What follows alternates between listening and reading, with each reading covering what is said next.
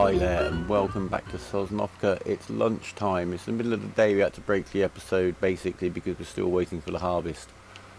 So in that time we are going to send the little Zeta over to the fields that we stole, get those planted. I was going to leave it till tomorrow, but we'll get on with it today. We're going to get the eggs. We're going to go and sell some eggs because we shouldn't forget this vital aspect of every farm's income. There we are. I'm not going to get too involved in the hunt the last egg. I'm not even going to check for any hidden eggs. Right, off we go. Just filling up time really. I'm trying to drag the harvest time back for tomorrow by just getting on with this as quickly as possible. I've also switched the game back into 1x speed. I did speed it up a bit earlier. There's another one of those patches of land we could easily steal, but we're not going to. Anyway, we're going to head up here. We're going to plant soybeans and figure out the logistics of tomorrow maybe of getting up here and doing the harvest. Anyway, on with the show. Okay, so meanwhile the harvest has been in full effect. There's nothing much to show you, nothing interesting. The one thing to note is that we've already sold the produce, hence the cash that's back in the account. That's good because we need to spend some. And I did plough out these extra little bits of field after I'd planted the main field on a bit of a whim. Thought I'd get it out of the way before that ministry audit. It's basically completely glitched most of the crop down this side of the field. It can happen. I didn't see it happen too much in 17. In 15 and then in 13 before it, even mowing near fields would quite often glitch it out. It's just something to be aware of. Really only plough around field borders before you plant them, just in case that can happen. Anyway, off to the shop to find our little man here. I did have to reset him. There may have been a small accident with a little bit of just an overturn, cutting up the embankment to the flyover to get over here. Right, we need a bale wrapper, and we have these two mod bale wrappers. The Ursus has always been the only bale wrapper in the game. Where is he? Very handy piece of kit. This chap here, $42,000, 170 a day. We now have alternatives. $26,500 for a clean shiny McHale, $80 a day, or $10,500, but $180 a day maintenance for the older version. We're going to stick to what we said. We're going to buy the cheap versions when we can, but we're not going to buy a bale wrapper. We really don't need to do that. So we're going to lease this chap. It's $2,000, but I'm trying not to use all of the exploits, I know, because then I just turn into a millionaire in all my farms, and where would the fun be in that? In fact, maybe one day I will do a playthrough where I actually go out of my way just to maximise everything from the very first moment. See how quickly we can get very, very rich with all the things I've learnt from being very, very poor. Anyway, we're going to go back over there, tidy up those bales, get some wrapped, and then we're going to make some mixed rations. So here we are, just getting back over to the farm. As you can see, the bale wrapper has lights, it has its own beacon. The detail on it in terms of the stickers, look at that. Let's see if we can read, what does that say? Don't throw the bale wrapper at a man, and doors and men aren't the same. I really don't know, sorry. Not too good on my pictograms. Let's go and have a little look. Yeah, it's a very nice mod. We'll watch the animation. Let's get on with it, shall we? Right, so we need to unfold the chap.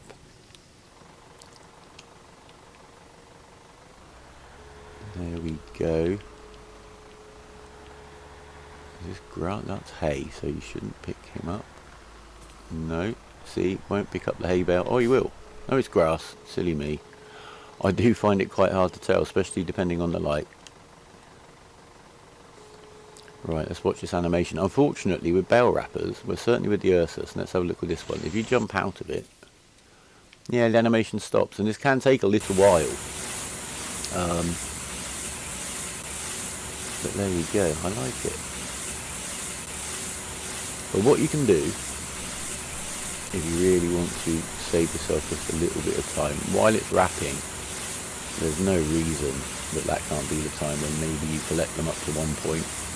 What I'm going to do is to use up some of the stuff we've got on the floor over here, is we're going to mix rations over here, because if we'd mowed, which we possibly could have done enough of already by now to have had some silage fermented in that bunker, we wouldn't actually need the bales at all. The biggest advantage of this, as I said before, is the round bales of grass could be turned straight into silage. So I'm going to get on with this, and then we'll meet back. We'll mix some rations while our hired help for the day gets on with the planting on this bit.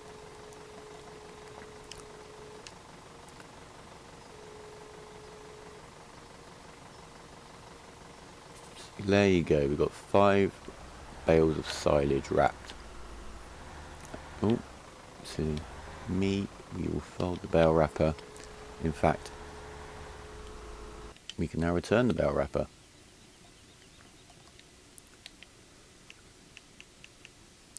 Not the most economical use of him, but that's okay. We've done quite well lately. And that leaves us the option of using these bales of hay. I've got a lot of hay there that I've moved back from over by the cows. If you remember, I dumped a load over there to keep topping up their food troughs. Could have used the baler and stuck it in there and just baled it up, but why do that? So basically, we get around here and get the mixer now. We are all ready to go. And as I said, the capacity of this mixer is 12,000 litres, and therefore it's going to be 4,000 hay, 4,000 straw and 4,000 silage, a bale of each, or in this case 2 buckets, which will be just under 4,000, but fine to make a good mix. So the first one we're going to pop in is going to be 1 bale of silage,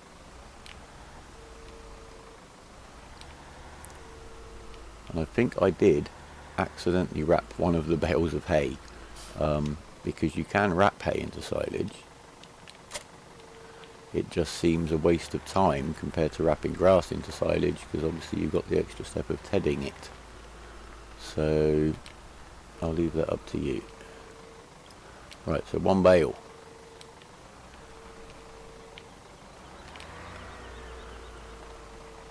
(4,000 litres).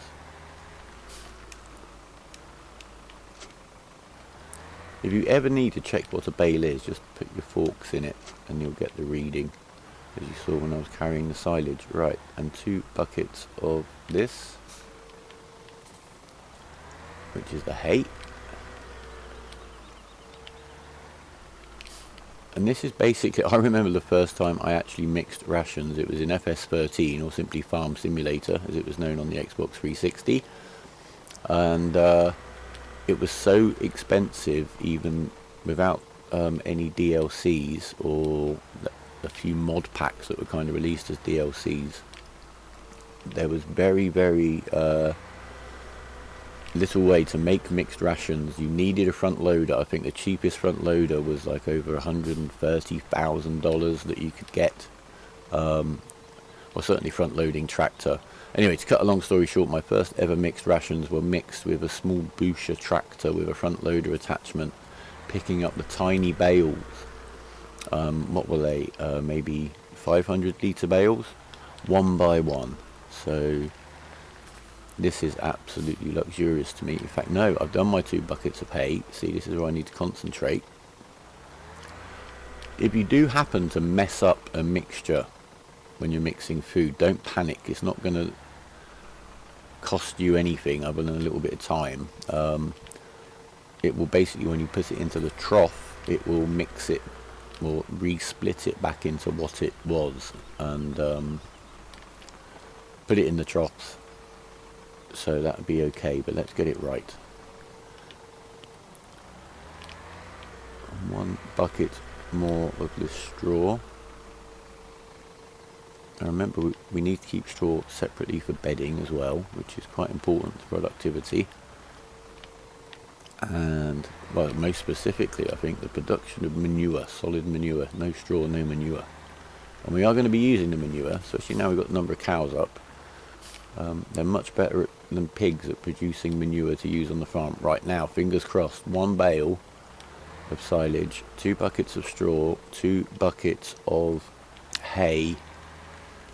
We should have mixed rations. That symbol down there is the mixed ration symbol. Do bear in mind this only opens from one side, the left hand side. My intention is to set up a little area just the other side of that silo wall to mix bales, use the bales, etc., to mix the rations, and then simply do a lap through here, feed them in this trough. There we go, we're unloading. On the animal screen we can see the troughs filling. Now what it will do, out of that 12,000 that we've just mixed there, it will put in 4,500 power food, and it will put in 7,500 silage or stroke hay. They're the proportions that the cows actually consume it in.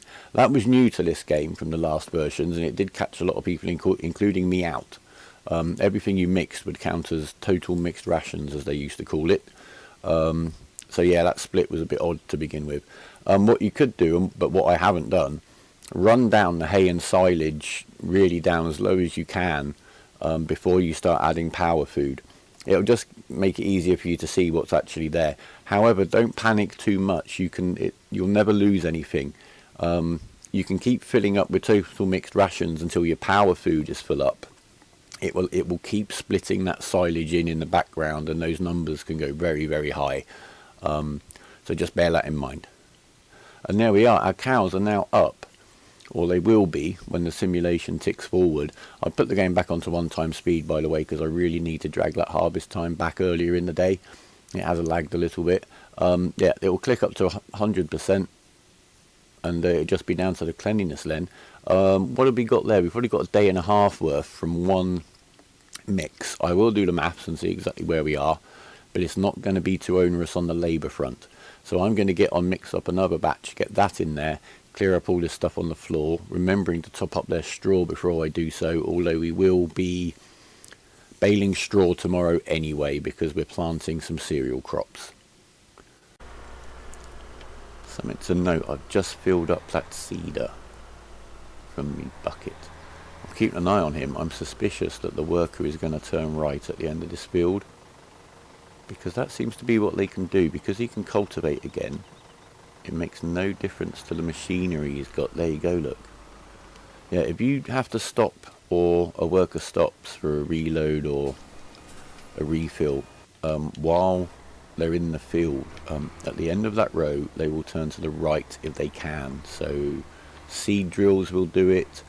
This guy, because he's got the cultivator, can recultivate the already seeded land.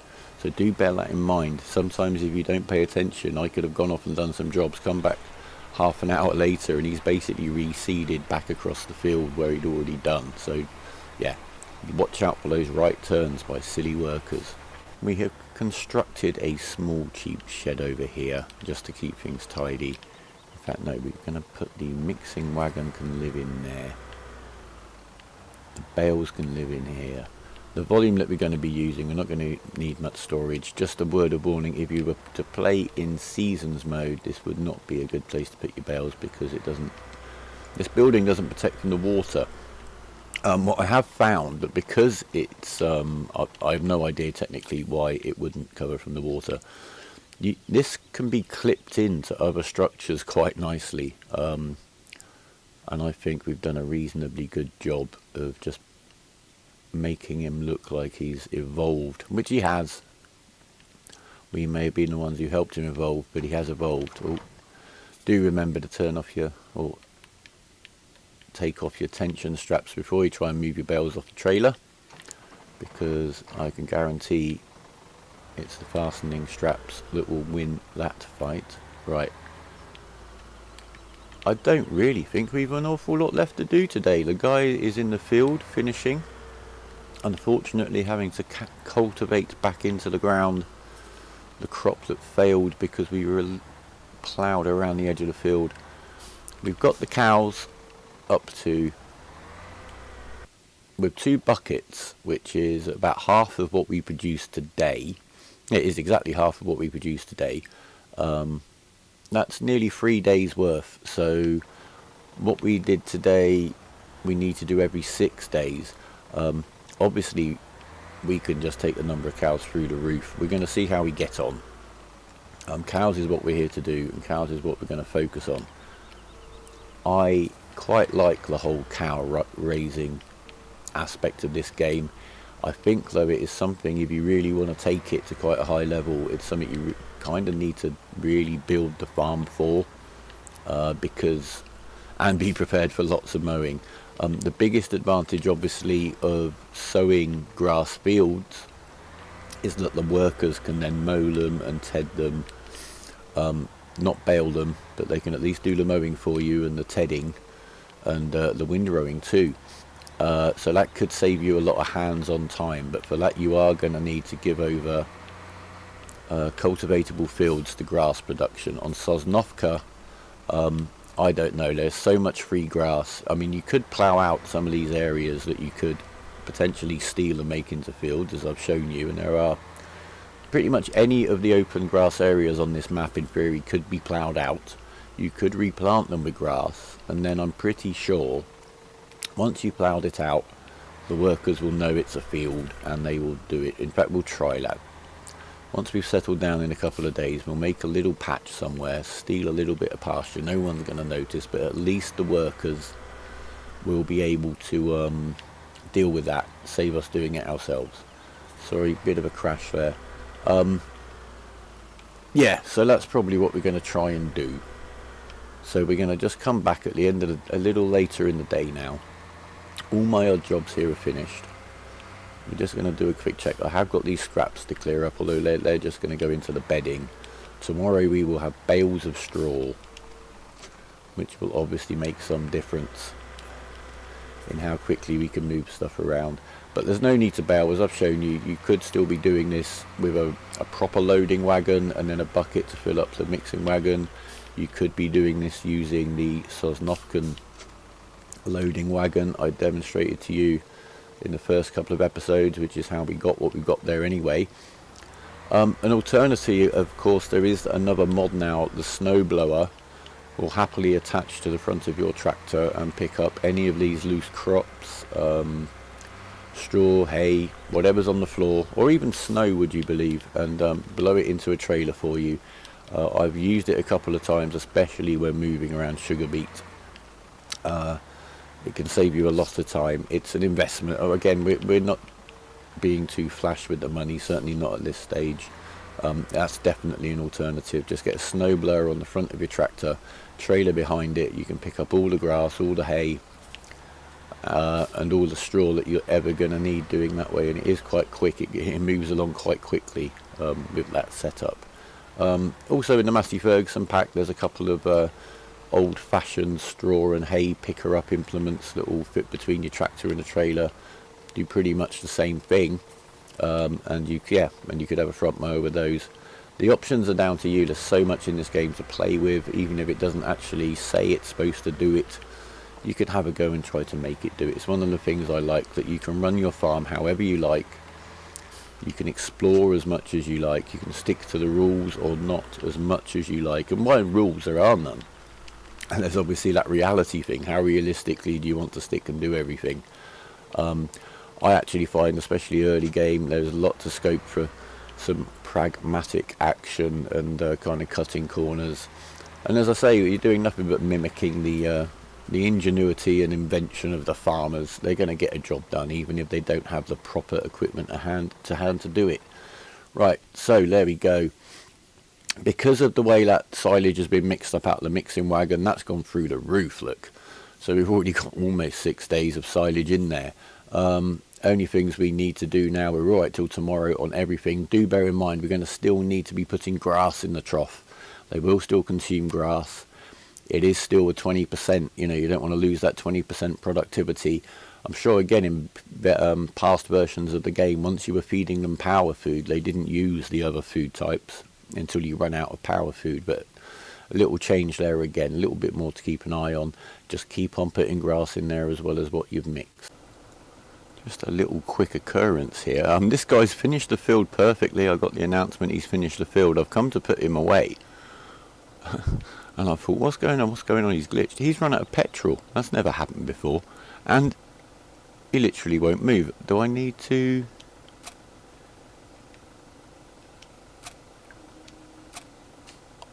I know in seasons, if vehicles break down, you can still move them with no implements, but I can't detach both of those with that one there. So let's get his mate to help. Now detach that. Now can we move at all?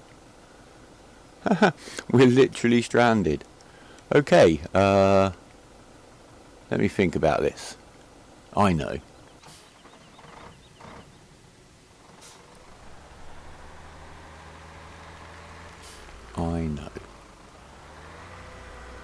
We're gonna turn... No, we're not.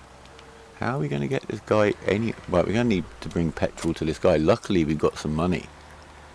Oh, see, it's all going to my head now. Yeah, I guess I'm gonna need to lease a very cheap fuel Bowser. I think that is the cheapest one. Let me just check up here. 7,000. Yeah, so again, mods, fantastic. The Chieftain Fuel Bowser. Yeah, we'll lease you for $260. A bit of an unexpected expense, but fortunately, one we can handle. Anyway, well, off to the petrol station. Watch out, don't let your vehicles run out of petrol. I've honestly, I don't think I've ever run out of petrol before. Or I think I may have a game or two ago, and you could limp around very slowly. But no, this guy is absolutely stuck. I thought about trying to push him around and hire the worker buying fuel to get at least to that end of the field, and then shunt him to the petrol tank over in the farmyard, the petrol pump in the farmyard. But no, we're going to do it the proper way. Oh well. There you go, problem solved. He's refueling. Didn't quite fill him up. I basically didn't want to overfill the fuel Bowser. The Chieftain Fuel Bowser, fantastic, brilliantly clear warning sticker on the back. No one's going to mistake this for water. There you go, problem solved. I'm just going to use this before I return it on the lease. I may as well fill up the harvester. And there you go, that's about it for today. As you can see, everything is fully fertilised. The fields we stole haven't been ploughed out properly. In fact, it's ploughing day tomorrow, so fantastic. In terms of money, we're doing okay. We've still got 5,900 in the bank, cash. We might use some of that up overnight, but we will also get the extra milk coming in. We've sold some vehicles, we've bought some vehicles, we've got our 20 extra cows. One thing to note, actually, while I think of it, is if we have a look down here at wage payment, it's higher today, but we have actually fertilised and planted 2 extra fields. So, but if you look at the days before that, where it's been coming down, that's really the effect mainly of getting that cultivator in action, and then me taking over the reins a little bit, getting a little bit more efficient, really. So yeah, the costs are kind of balancing out. I think we're going to be absolutely fine with this playthrough. The animals, well, the cows, they're all happy, 100% productivity. We'll see you all very soon, and we can get on with some more stuff tomorrow. Thank you very much for joining us again. Take care. Give us a like and a subscribe if you want to stay in touch. Check out some of our other videos. We're doing some mad piggery over on Gold Crest Valley in seasons mode, and it's quite tricky, I can tell you. Anyway,